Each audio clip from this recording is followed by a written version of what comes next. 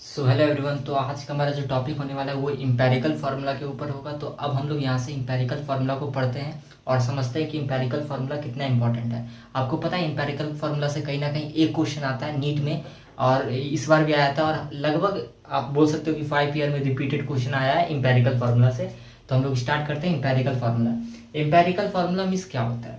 Empirical formula का सीधा सा मतलब होता है कि जो मिनिमम हो सिंपलर मोलर रेशियो। ठीक है, जैसे कि देखो, अगर हम बात करते हैं इम्पेरिकल फार्मूला को, तो ये एक तरह से हम डिफाइन करते हैं कि simpler molar ratio of atoms और एलिमेंट इन ए कंपाउंड। किसी भी कंपाउंड का सिंपलर मोलर रेशियो को ही हम क्या बोलते हैं? इम्पेरिकल फार्मूला बोलते हैं। जैसे कि हमारे पास मान लो कि C8H4 है, ठीक है, मेरे पास है C4H10 है, ठीक है, मेरे पास C9C10 और H4 है, ठीक है। तो अगर हमको बोलेगा इंपेरिकल फार्मूला निकालने के लिए, तो यहाँ पे देखो क्या लिखा हुआ है, minimum simpler molar ratio. Minimum simpler molar ratio of किसी भी एलिमेंट का, इसको इतना सिंपलर में करो कि उससे के बाद ये कटे ही नहीं। तो हम कितना लिख सकते हैं? इसका हम लिख सकते हैं C4H2, या फिर लिख सकते हैं, और हम क्या लिख सकते हैं लास्ट कि C2H, ठीक है। ये हमारा इंपेरिकल फार्मूला कहलाएगा। उसी तरह यहाँ देखो C2H5, ये मेरा इंपेरिकल फार्मूला कहलाएगा।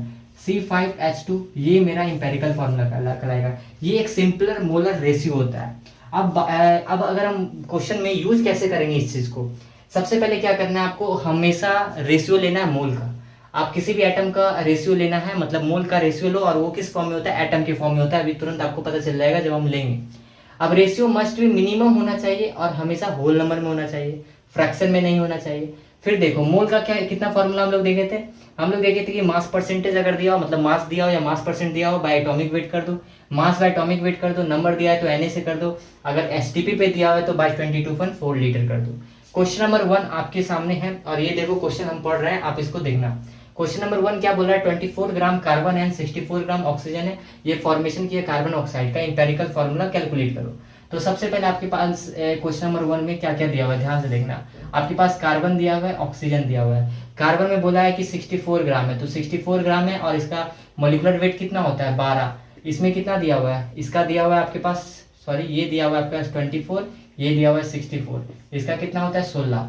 तो यहाँ से आप देख पा रहे हो कि हम 12 क्यों लिखे? ये एटॉमिक मास है, तो कहीं ना कहीं यहाँ पे बोला है कि रेशियो बनाना है, और वो भी सिंपलर होल नंबर रेशियो में। और किसका बनाना है? मोल का रेशियो बनाना है। हमने किसका रेशियो बनाया? मोल का रेशियो बनाया। पहले मोल निकाल दिया, तो यहाँ से कितना आ जाएगा?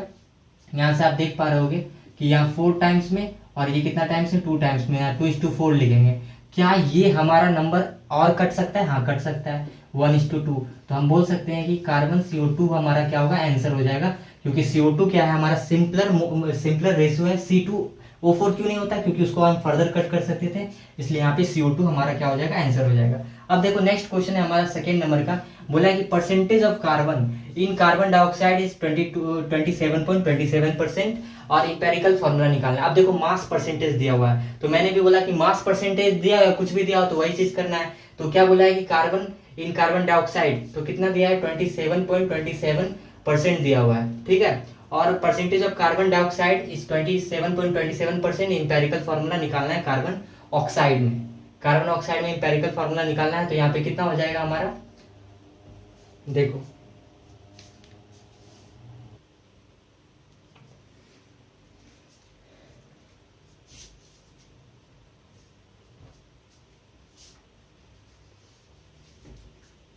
अब देखो, अब हमारे पास क्वेश्चन नंबर 2 है। क्वेश्चन नंबर 2 कैसे बनाना है, ध्यान से देखो।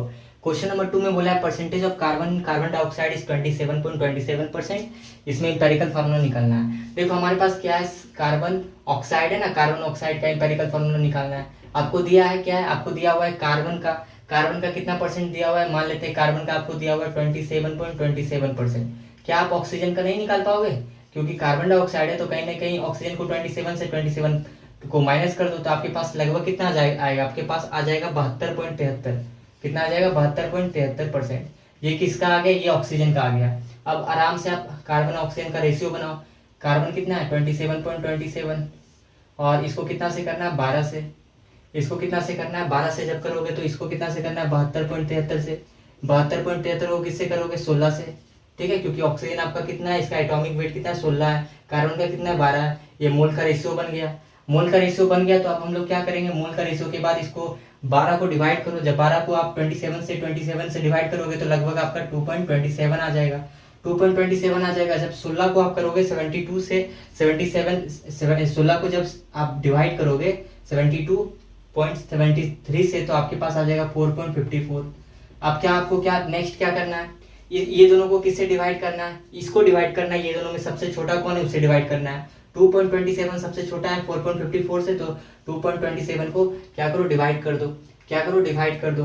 तो यहाँ पे थर्ड स्टेप क्या लिख सकते हो कि डिवाइड बाय स्मॉलर। स्मॉलर का क्या मतलब यहाँ पे आपको याद रखना है कि जब हम लोग मोल का रेशियो बनाएंगे जब उसको हम डिवाइड करके मोल निकालेंगे तो 2.27 देखो यहाँ पे एक आ रहा है, एक 4.54 आ रहा है, ये सबसे छोटा है। तो हम 2.27 में दोनों से क्या करेंगे डिवाइड कर देंगे। जब हम डिवाइड करेंगे तो हमारे पास लगभग कितना आ जाएगा, हमारे पास आ जाएगा 1:1:2 आ जाएगा। ये देख सकते हो डबल है, 7 दूनी 14 4 बाकी 4 1 5 और 2 दूनी 4, तो लगभग डबल आ रहा है। तो हम बोल सकते हैं कि यहाँ पे भी क्या हमारा बन जाएगा C1O2, दैट मीन्स कि CO2 हमारा क्या हो जाएगा इंपेरिकल फॉर्मूला आ जाएगा। तो इसमें भी आंसर क्या हो जाएगा CO2 आ जाएगा। अब आप इसका स्क्रीनशॉट लो। अब हम लोग तीसरा और चौथा के लिए जगह देखते हैं। अब हमारे पास क्वेश्चन नंबर 3 है और क्वेश्चन नंबर 4 है, जो बहुत ही इंपॉर्टेंट क्वेश्चन है, जो आपको फोकस करना है। देखो क्वेश्चन नंबर 3 में क्या बोला है कि डिटरमाइन करना है empirical formula oxide of iron which has 69.9% iron and 30.1 oxygen. ठीक है, तो हमारे पास क्या है कि एक है हमारे पास, मान लो कि आयरन ऑक्साइड है। ठीक है, आयरन ऑक्साइड में क्या बोला है कि अभी सिर्फ बोला है कि इसमें ऑक्सीजन है और आयरन है मेरे पास, Fe है और ऑक्सीजन है मेरे पास, जिसमें सिर्फ बोला गया है कि Fe मेरे पास कितना है, oxide of iron which has 69.9% iron है, 30.1% ऑक्सीजन है। तो इतना बोला 69.9% और ये 30.1%। ठीक है, तो जब इसको हम कितना से डिवाइड करेंगे 56 से, और इसको हम करेंगे 16 से। ठीक है, तो जब इसको आप 56 से करोगे तो लगभग ये 1.25 के आसपास आ जाएगा। जब इसको 16 से डिवाइड 30.1 को करोगे तो लगभग आप बोल सकते हो कि 1.875 आ जाएगा। ठीक है, आप इसको करना। ठीक है, ये हमने करके रखा है क्योंकि इसमें समय लगेगा। अगर मैं करूंगा तो कहीं ना कहीं कैलकुलेशन में समय लगेगा, वीडियो बड़ा हो जाएगा। देखो तो 69.9/56 करोगे तो इतना आ जाएगा। अब आप हमको ये बताओ सेकंड स्टेप क्या है कि 1.25 बड़ा है कि 1.875 बड़ा है। तो कहीं ना कहीं 1.875 बड़ा है, तो 1.25 से आप क्या करो दोनों में डिवाइड कर दो। 1.25 से क्या करो दोनों में डिवाइड कर दो, तो आपके पास कितना आ जाएगा 1 आ जाएगा, और एक में कितना आ जाएगा 1 के बाद इसमें लगभग आपका आ जाएगा 1.5। 1.5 आ गया तो क्या करो आप सिंपलर बनाने के लिए इंटू 2 कर दो। 3 से नहीं कर सकते, 1 से करोगे तो कुछ फायदा नहीं होगा, तो 2 से ही होगा, तो 2:3 हो जाएगा। तो इसका कितना बन जाएगा, हमारा फॉर्मूला कितना बन के आ जाएगा Fe2O3। ठीक है, ये इसका आ गया इंपेरिकल फॉर्मूला Fe2O3। ठीक है, Fe2O3। तो अब हमारे पास नेक्स्ट क्वेश्चन है क्वेश्चन नंबर 4। क्वेश्चन नंबर 4 में क्या करना है ध्यान से देखो। ठीक है, क्वेश्चन नंबर 4 में सबसे पहले बोला है कंपाउंड है जिसके पास कार्बन कितना है 32.4%। उसके बाद हमारे पास हाइड्रोजन कितना है, हाइड्रोजन हमारे पास 5.4% है। उसके बाद ऑक्सीजन कितना है 43.2% है। उसके बाद हमारे पास नाइट्रोजन कितना है 19% है। ठीक है, तो अब इंपेरिकल फॉर्मूला निकालना है। स्टेप नंबर 1 रेशियो बना मोल का, तो क्या हो जाएगा 32.4 बाय क्या है कार्बन है तो 12 हो जाएगा। उसके बाद 5, फिर उसके बाद कितना है 5.4 बाय 1 हो जाएगा। उसके बाद 1.35 बाय कितना हो जाएगा, कितना दिया 43.2 दिया हुआ है।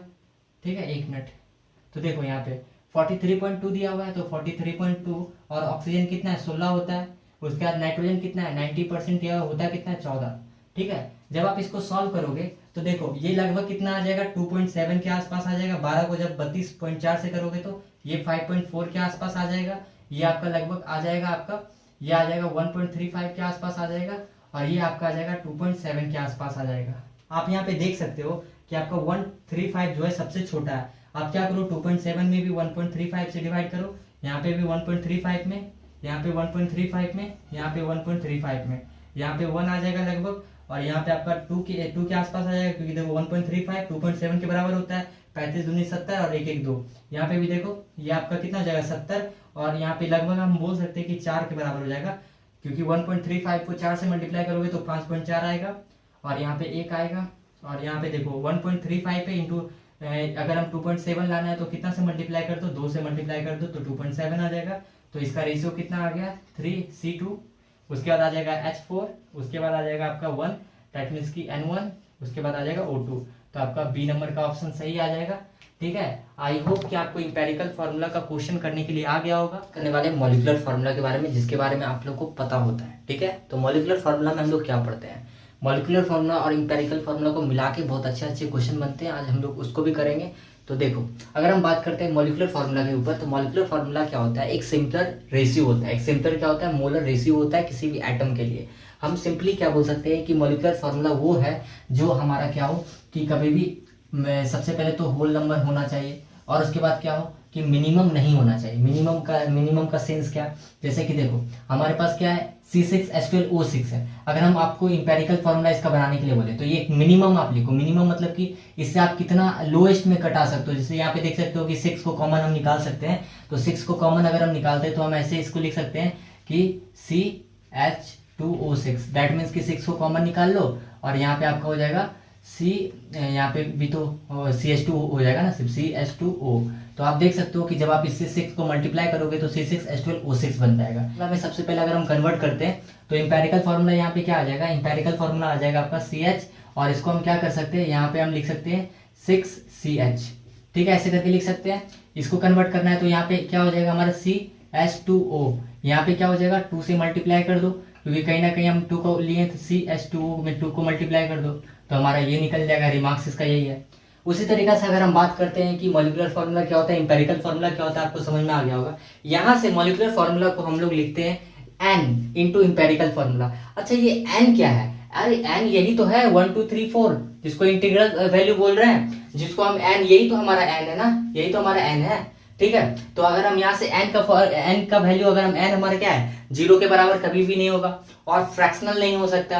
तो मॉलिक्यूलर फार्मूला हमेशा क्या होता है, इंटीग्रल मल्टीपल होता है, इंटीग्रल मल्टीपल होता है। अगर हम बात करते हैं n को हम और कैसे लिख सकते हैं, n को हम लिख सकते हैं molecular formula of compound by mass of same empirical formula of same compound. आप पहले मॉलिक्यूलर फार्मूला ऊपर लिख दो और मास आप उसी कंपाउंड का, सेम कंपाउंड का नीचे लिख दो।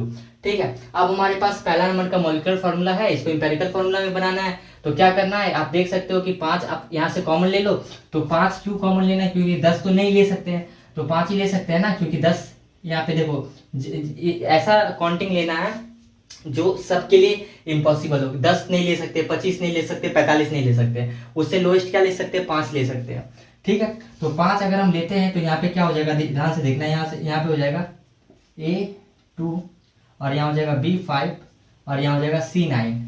तो ये आपका क्या निकल के आ गया, ये आपका निकल के आ गया इंपेरिकल फार्मूला। ठीक है, उसी तरीका से अब देखो हमारे पास क्वेश्चन है CH2 मॉलिक्यूलर फार्मूला पॉसिबल, कौन सा पॉसिबल होने वाला है। देखो इस क्वेश्चन को कैसे अप्रोच करना है, पर ये है, ये क्वेश्चन है और यहाँ पे हमको बोला है, ये क्वेश्चन नंबर है, ये क्वेश्चन ये कि इंपेरिकल फार्मूला CH2O दिया हुआ है। ठीक है, हमारे पास CH2O दिया हुआ है और हमसे बोल रहा है कि इसमें कौन कौन सा पॉसिबल मॉलिक्यूलर फार्मूला हो सकता है। तो हम क्या करेंगे, यहाँ पे देखो अगर कार्बन 4 कर रहा है तो देखो कार्बन 4 कर रहा है तो कहीं ना कहीं ये हमारा कितना होना चाहिए, ये कार्बन जब 4 कर रहा है तो हमारे पास ये H8 होना चाहिए। तो ये H8 तो नहीं है, तो ये गलत हो जाएगा।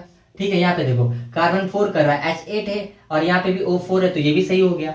यहाँ पे देखो कार्बन 2 कर रहा है तो यहाँ पे कितना होना चाहिए, ऑक्सीजन भी 2 होना चाहिए और यहाँ कितना होना चाहिए, 4 होना चाहिए, क्योंकि जब 2 कर रहा है तो एक कार्बन 1 है। कार्बन में अगर हम 2 मल्टीप्लाई करें तो कहीं ना कहीं सब में 2 मल्टीप्लाई होना चाहिए। यहाँ पे जब हम 2 मल्टीप्लाई किए तो यहाँ पे 8 होना चाहिए, पर यहाँ 10 है। यहाँ पे देखो कार्बन 4 कर दिया तो यहाँ पे कम से कम तो 8 होना चाहिए, क्योंकि 2 कार्बन यहाँ पहले कितना था, 2 था, तो 4 × 2 8 होता है। यहाँ पे देखो ऑक्सीजन 4 है। पर वहीं पर अगर हम बात करते हैं C2H4O2 में, यहाँ पे भी आप देख सकते हो कि पहले कार्बन 2 है तो कहीं ना कहीं ऑक्सीजन भी 2 है, इसका डबल कर दिए क्योंकि पहले 2 था, तो 2 × 2 4 हो गया। तो आपका क्या हो गया, बी और सी, मतलब कि डी ऑप्शन सही होगा। अब हमारे पास क्वेश्चन नंबर 2 क्या है, mass of empirical compound X है। ठीक है, मास ऑफ इंपेरिकल कंपाउंड का मास कितना है, X है। ठीक है, और X कितना है, 30 के बराबर है। किसका है, 30 के बराबर है। मॉलिक्यूलर वेट ऑफ कंपाउंड निकालना है, किसका निकालना है, मॉलिक्यूलर वेट ऑफ कंपाउंड निकालना है। तो कौन कौन सा पॉसिबल हो सकता है, अगर हम आपसे पूछते हैं कि मास इसका X 30 दिया हुआ है, ठीक है, तो हमको मॉलिक्यूलर वेट पता करना है। तो कहीं ना कहीं आप देख सकते हो कि आप हमको बताओ कि 30 में × 2 करेंगे ना। जैसे कि देखो हम अगर आपसे पूछे कि मॉलिक्यूलर फार्मूला क्या होता है तो आप बोलोगे n × इंपेरिकल फार्मूला। ठीक है, तो मॉलिक्यूलर फार्मूला क्या है, एक तरह से मॉलिक्यूलर वेट ही तो है, मॉलिक्यूलर वेट के बराबर ही तो होता है। तो हम क्या बोलेंगे, molecular weight n × empirical formula के बराबर होता है। तो हम बोल सकते हैं कि जब भी हमारा मोलिकुलर वेट जो होगा हमेशा कैसा होगा, 30 में कितना मल्टीप्लाई करेंगे, या तो 1 मल्टीप्लाई करेंगे तो 30 ही हो जाएगा, 30 ऑप्शन में नहीं है। 30 में क्या 2 मल्टीप्लाई करेंगे, कभी 1.5 तो मल्टीप्लाई नहीं कर सकते, 30 में 2 मल्टीप्लाई करेंगे तो 60 हो जाएगा, देखो 60 ऑप्शन है। 50 कभी आएगा, 30 पे कितना मल्टीप्लाई करेंगे जो 50 आएगा, कभी भी नहीं। वो या तो फ्रैक्शन में मल्टीप्लाई होगा या डेसिमल में मल्टीप्लाई होगा, जो हमारा पॉसिबल नहीं है। 80 भी पॉसिबल नहीं है, जब भी पॉसिबल हो सकता है 30 पॉसिबल हो सकता है, 60 हो सकता है, 90 हो सकता है, 120 हो सकता है। ठीक है, तो आप ये क्वेश्चन को कर लिए। अब देखो हमारे पास 4 और 5 क्वेश्चन है, पहले आप इतना करके स्क्रीनशॉट ले लो। अब देखो अब हमारे पास क्वेश्चन नंबर 4 और क्वेश्चन नंबर 5 को कैसे सॉल्व करते हैं। देखो अगर हम बात करते हैं क्वेश्चन नंबर पहले 5 कर लेते हैं। देखो 5 को कैसे करना है, देखो ध्यान से देखो। क्वेश्चन नंबर 5 में बोला है कि एक हाइड्रोकार्बन कंटेन 92 पॉइंट, कार्बन कितना कंटेन कर रहा है 92.3%, और उसके बाद क्या बोला है कि हमारे पास हाइड्रोजन कितना है 7.7%, और ये बोला है कि इंपेरिकल फार्मूला कैलकुलेट करो, और if molecular weight of compound is 78, molecular weight कितना है 78 दिया हुआ है। तो हमको पता है कि फाइंड आउट मॉलिक्यूलर फार्मूला, और मॉलिक्यूलर फार्मूला भी हम लोग को निकालना है। ठीक है, तो इफ मॉलिक्यूलर वेट यहाँ इतना दे दिया है, तो अब कैलकुलेट इंपेरिकल फार्मूला और मॉलिक्यूलर फार्मूला हमको निकालना है। तो सबसे पहले देखो इसमें सबसे पहला स्टेप क्या होगा कि कार्बन और हाइड्रोजन का रेशियो का मोलर रेशियो बना दो 92.3/12, और यहाँ पे हो जाएगा 7.7 परसेंटेज में दिया हुआ, फिर भी आप मोलर रेशियो में बना सकते हो, इससे पहले हम लोग पढ़ चुके हैं ये चीज। ठीक है, तो ये हाइड्रोजन का 1 हो जाएगा। जब आप इसको डिवाइड करोगे तो लगभग आपका आ जाएगा 7.7, और इसका भी आ जाएगा 7.7। तो आपको पता है कि आपको सिंपलर से करोगे तो 7.7 ही आ गया, तो कहीं ना कहीं कट के कितना हो जाएगा, ये 1.1 के बराबर आ जाएगा। तो हम बोल सकते हैं कि हमारा जो फॉर्मूला आ जाएगा CH आ जाएगा, ये हमारा मॉलिक्यूलर फार्मूला भी आ जाएगा, और हमारा इंपेरिकल फार्मूला भी क्या आ जाएगा CH ही आ जाएगा। तो आपसे बस यही पूछा था फाइंड आउट मॉलिक्यूलर फार्मूला, तो इसका निकल गया। बस हम कैसे किए, मोलर रेशियो को अति किए, मतलब कि मोल का रेशियो बनाए, उसके बाद काटे, और हमारा ये इंपेरिकल फार्मूला मॉलिक्यूलर फार्मूला निकल गया। हमारे पास नेक्स्ट क्वेश्चन बहुत अच्छा क्वेश्चन है, और नेक्स्ट क्वेश्चन क्या है ध्यान से देखना। 2 ऑक्साइड है मेटल कंटेन, ठीक है, हमारे पास 2 ऑक्साइड है, मेटल ऑक्साइड हमारे पास 2 है, एक 1 है एक 2 है। ठीक है, अब देखो 2 ऑक्साइड है मेटल कंटेन, एक में मेटल का कंटेन कितना है, एक में मेटल का कंटेन कितना है, एक में मेटल का कंटेन 27.6 है। ठीक है, तो इसमें अब ऑक्सीजन का कितना हो जाएगा 100 माइनस 27.6। अब यहाँ पे मेटल ऑक्साइड में इसमें कितना है 30% है, क्या है 30% ऑक्सीजन है। तो यहाँ पे देखो यहाँ पे ऑक्सीजन हमारा कितना है 30% है, तो मेटल कितना हो जाएगा 70% हो जाएगा ना। 100 में से घटाना है, अब देखो 100 में से घटाओ, 100 में से 27.6 घटाओ 4 आ जाएगा, और यहाँ पे आ जाएगा 2, यहाँ पे आ जाएगा 9 में से 2 गया तो यहाँ पे आ जाएगा आपका 7, तो 72.4 कितना आ जाएगा 72.4। ठीक है, अब देखो 72.4 आ जाएगा। अब उसके बाद ये पहला स्टेप हो गया कि हमको मेटल और ऑक्साइड निकालना है। मेटल कितना है पहला ऑक्साइड में 27.6, और ऑक्साइड ऑक्सीजन कितना है 72.4। इसमें मेटल कितना है 70%, इसमें ऑक्सीजन कितना है 30%। अब उसी बात मोलर रेशियो बनाओ, मोलर रेशियो बनाओ सबसे पहले के लिए 27.6, और मोलर रेशियो अब हमको इसका क्या है, यहाँ पे देखो यहाँ पे क्या बोला है कि फर्स्ट ऑक्साइड M3O4। ठीक है, यहाँ बोला है if the formula of the first oxide का यहाँ पे जो MO1 हम बोल रहे हैं, इसका फॉर्मूला कितना है M3O4 है। ठीक है, M3O4 है। What will be the molecular formula of second oxide, what will be the molecular formula of second oxide. तो एक तो आपको बता दिया है कि आपका M3O4 है। तो देखो हम लोग क्या करेंगे, तो कहीं ना कहीं हम लोग को सबसे पहले क्या करना है कि हमको निकालना है कि मोलिकुलर फॉर्मूला सेकेंड ऑक्साइड का। ये काफी अच्छा क्वेश्चन है, फोकस करो, पीछे आगे करके देखो और समझो। तो सबसे पहले क्या करेंगे, यहाँ पे देखो 27.6 है, क्या क्या है यहाँ पे मेटल है और ऑक्सीजन है, ये फर्स्ट के लिए निकाल रहा है। तो मेटल कितना है 27.6 है, और बाय में कितना लिख देंगे 27.6, और ये मेटल हमको पता नहीं कौन सा है, तो यहाँ ए लिख देते हैं। यहाँ ऑक्सीजन कितना है 72.4, ऑक्सीजन का कितना होता है 16 होता है। ठीक है, और 16 होता है, तब हमको पता है कि कहीं ना कहीं ये दोनों मेटल ऑक्साइड का जो रेशियो आ रहा है हमारा वो 3/4 के बराबर आएगा, क्योंकि ये 3 और ये 4 हमारा क्या है, हमारा क्या है बराबर आएगा कहीं ना कहीं। तो हम इसको ऐसे लिख सकते हैं 27/6/A इक्वल टू 72.4/16, ठीक है, इक्वल टू 3/4। ठीक है, अब इसको क्या करना है, सबसे पहले आपको पता होना चाहिए कि 27.6 जो यहाँ मल्टीप्लाई हो जाता है, और A इंटू 72.4 हो जाएगा, 3/4 हो जाएगा। तो जब आप A का वैल्यू निकालोगे तो कितना आएगा, आप इसका A का वैल्यू फाइंड करो। तो ए का वैल्यू आपका लगभग आ जाएगा, ए का वैल्यू आपका कितना आ जाएगा, यहाँ पे फाइंड करो ए का वैल्यू। तो ए का वैल्यू आ जाएगा आपका 27.6 इंटू 16 इंटू 4 और ये आ जाएगा 3 इंटू 72.4। ठीक है, ए का वैल्यू लगभग आ जाएगा 56 आ जाएगा। कितना आ जाएगा, 56 आ जाएगा। तो पहले वाला क्वेश्चन को इरेज कर दिए। अब देखो ए का वैल्यू 56 आ गया। हमको क्या क्या बोला था, एक बार फिर से क्वेश्चन पढ़ते हैं कि 2 ऑक्साइड है, मेटल कंटेंट निकाल लिए, उसका 30% ऑक्सीजन रिस्पेक्टिवली। अगर फॉर्मूला पहला का दिया हुआ है तो हमसे पूछ रहा है मोलिकुलर फॉर्मूला सेकेंड ऑक्साइड का क्या होगा। अब सेकेंड ऑक्साइड के लिए यूज करो। सेकेंड ऑक्साइड में क्या था, मेटल था और ऑक्सीजन था। अब आपको मेटल भी पता चल गया है कि 56 है, और 56 क्या होता है, आयरन होता है। इतना तो आपको पता चल गया। तो अब यहाँ पे क्या 70/56 लिखोगे और क्या लिखोगे, 70/56 लिखोगे और क्या लिखोगे, 30/16 लिखोगे, 30/16 लिखोगे। तो जब इसको सॉल्व करोगे तो ये आ जाएगा 1.25। ये जब इसको सॉल्व करोगे तो और ये आ जाएगा आपका 1.875। और स्टेप नंबर 2 आपका क्या इंपेरिकल फॉर्मूला निकालने के लिए हमने बताया था कि फॉर्मूला कैसे निकाला जाता है। तो आपको पता है कि क्या करना है, जो सबसे छोटा है उसे डिवाइड कर दो 1.25 लगभग ये कितना आ जाएगा, 1 आ जाएगा। ये कितना आ जाएगा आपका 1.5 आ जाएगा। जब इस तरह आएगा तो इसको क्या करो, इंटू 2 कर दो। इंटू 2 जब करोगे तो कितना आ जाएगा, ये 2 आ जाएगा, ये आ जाएगा 3.3 आ जाएगा। तो आप यहाँ पे आपका फॉर्मूला क्या हो जाएगा, आपका फॉर्मूला हो जाएगा Fe2 है ना, Fe2O3। आपका फॉर्मूला ये भी हो सकता है या फिर आप ऐसे भी लिख सकते हो M2O3। ठीक है, M2O3। और हाँ देखो M2O3, देखो इसका आंसर भी आ गया M2O3। पहले से मैं लिख के रखा था तो M2O3 आ जाएगा। कैसे मैंने किया, सबसे पहला स्टेप ए को निकाले। कैसे ए को निकाले, सब जो मेटल ऑक्साइड था और मेटल ऑक्साइड का जिसका रेशियो था उसका मोलर रेशियो बनाए, वेट बाय मोलिकुलर वेट। मतलब मोलिकुलर वेट हमको तो पता नहीं था तो कहीं ना कहीं हम ए पुट कर दिए। यहाँ पे उसी तरह से weight by molecular weight put किए। ऑक्सीजन का पता था तो यहाँ से हमारा ए का वैल्यू निकल गया 56, मतलब आयरन आ गया। अब सेकेंड वाला मेटल ऑक्साइड के लिए पुट किए, हमको 56 यहाँ पता चल गया तो यहाँ से हमारा फॉर्मूला आ गया, मोलिकुलर फॉर्मूला आ गया। अगर हमसे इंपेरिकल फॉर्मूला पूछेगा तो यही तो इंपेरिकल फॉर्मूला भी हो जाएगा क्योंकि सबसे सिंपलर है। ठीक है, M2O3। ठीक है, तो आई होप कि आपको ये सारा चीज समझ में आया होगा। आप इसका स्क्रीनशॉट लो। अभी हम लोग और भी सारा क्वेश्चन देखते हैं। Percentage of oxygen in nitrogen oxide is NaOY are 26। तो कहीं ना कहीं हमारे पास बोला है कि N74 respectively value x plus y का जोड़ना है। x प्लस वाई का वैल्यू निकालना है। कैसे निकलेगा, ध्यान से फोकस करो। सबसे पहले हमको क्या बोला है, ऑक्सीजन दिया हुआ है और नाइट्रोजन दिया हुआ है। नाइट्रोजन ऑक्सीजन का कितना दिया हुआ है, ऑक्सीजन का दिया हुआ है हमारे पास, ऑक्सीजन का हमारे पास दिया हुआ है, ऑक्सीजन का 26 दिया हुआ है ना, ऑक्सीजन का 26 दिया हुआ है, ऑक्सीजन का 26 दिया हुआ है, नाइट्रोजन का 74 दिया हुआ है। यहाँ पे 74 लिखो। नाइट्रोजन का 14 होता है और ये आपका हो गया 16। तो 14 और 74 अगर आप इसको डिवाइड करोगे तो ये लगभग आ जाएगा आपका 5.28 और ये आपका आ जाएगा 1.625। ठीक है, तो जब आप इसको, आपको पता है कि 528 आपका बड़ा है 1625 से, तो आप इसको क्या करोगे 1625 से आप इसको डिवाइड कर दो दोनों को। तो आपका लगभग ये कितना आ जाएगा, ये आपका एक बार में, और ये आपका लगभग कितना आ जाएगा, आप इसको जब करोगे तो ये आपका 3 टाइम्स लगभग आ जाएगा ना, 3 टाइम्स 1625 लगभग आपका ये आ जाएगा 3 टाइम्स के आसपास। ठीक है, 3 टाइम्स के आसपास आ जाएगा। तो जब 3 टाइम्स जब इसको आप डिवाइड करोगे, कैलकुलेट कर लो, आप कॉपी में रफ करो, टाइम लग जाएगा ज्यादा इसलिए मैं करके नहीं दिखा रहा हूँ।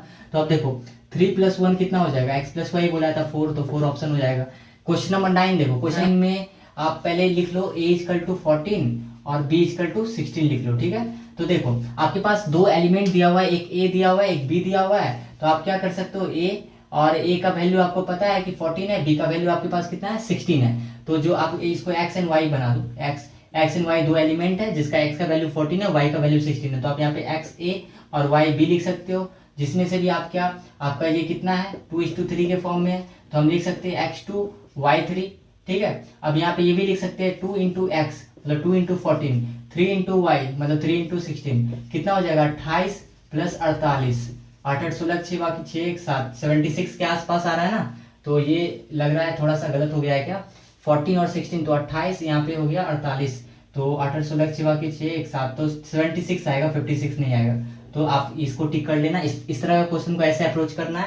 ये आपको क्वेश्चन में दिया रहेगा, एक्स और वाई का मोलिकुलर वेट दिया रहेगा। ठीक है, अब हमारे पास आ गया इस ऐसे वाला क्वेश्चन जो हम बोल रहे हैं कि देखने में बड़ा है, पर देखो इसको कैसे ट्रिक से करते हैं। बोला एक बिल्डिंग फ्यूल गैस है, कंटेन करता है कार्बन और hydrogen, only burning a small sample of oxygen 3.38 carbon dioxide 0.690 gram of water and no other product, a volume of 10 litre measured at STP. ये आपको यहीं पे हिंट दे देता है, ठीक है। आप इतना बड़ा क्वेश्चन ना पढ़ के आप यहाँ से समझ लो, ऐसा इसको अपने मेथड से भी करोगे तो बहुत टाइम लगेगा। यहाँ देखो, ये volume of 10 litre measured at STP, 10 litre measured at STP, welding gas found to be weight 11.6 gram. तो बोल रहा है 10 लीटर जो हमारा गैस है उसका वेट कितना आ रहा है, 11.6 ग्राम एट एसटीपी। 10 लीटर गैस का हमारा वेट आ रहा है, 10 लीटर हमारे पास गैस का वेट आ रहा है 11.6 ग्राम। तो हमको एक बार बताओ कि हमारे पास 22.4 लीटर का कितना आएगा। आप बोलोगे 11.6 बाई 10 लीटर इंटू 22.4। तो आप इसको जब सॉल्व करोगे तो कितना आ जाएगा, देखो इसको जब सॉल्व करोगे तो लगभग आपके पास ये लगभग जब आप इसको सॉल्व करोगे तो आपके पास ये 26 के बराबर आ जाएगा। देखो ये जब 26 आ गया तो आपको क्या करना है, ये देखो आपसे 3 चीज पूछा है क्वेश्चन में, 1 2 3। आप देखो 26 यहाँ पे, 26 यहाँ पे, बाकी ये ऑप्शन गलत हो गया। अब देखो 26 अब यहाँ पे तो कहीं ना कहीं हमसे पूछा है मोलिकुलर फॉर्मूला भी, तो किसको जोड़ के 26 आ रहा है। देखो तो काउंट करो तो दो हमारे पास है तो ये 24 हो गया, 24 4 28, ये 28 आ रहा है तो ये गलत हो गया। अब यहाँ देखो 12 दूनी 24 और यहाँ पे 2, यहाँ पे देखो 26 आ रहा है तो ये ऑप्शन सही हो गया। तो बेसिकली हमको एसटीपी एक हिंट दे दिया है। तो इतना बड़ा क्वेश्चन में आपको हिंट देगा, एसटीपी देगा या बहुत सारा चीज देगा जो हमने बताया था। इससे भी पहले मैंने x% वेट करके बताया था कि कांस्टेंट होता है हर एक एलिमेंट में, क्या होता है परसेंटेज का वेट कांस्टेंट होता है। तो इसी तरीका का आपको हर एक बड़ा क्वेश्चन में कुछ ना कुछ दिया रहता है क्लू, जिसके कारण आप जल्दी कर सकते हो, आप उसको पकड़ो, ठीक है। तो आज का लेक्चर हम लोग यहीं पे खत्म करते हैं। तो हम लोग मिलते हैं नेक्स्ट लेक्चर में। थोड़ा गर्मी ज्यादा है पर आपको साउंड अच्छा से आ जाना चाहिए, इसीलिए हमने क्या किया, फैन ऑफ कर दिया है, क्योंकि ताकि आप क्या आराम से सारे आवाज को अच्छी तरीके से सुन सको, आपको नो डिस्टर्बेंस हो, ठीक है। तो हम लोग मिलते हैं नेक्स्ट लेक्चर में। Thank you for watching, bye.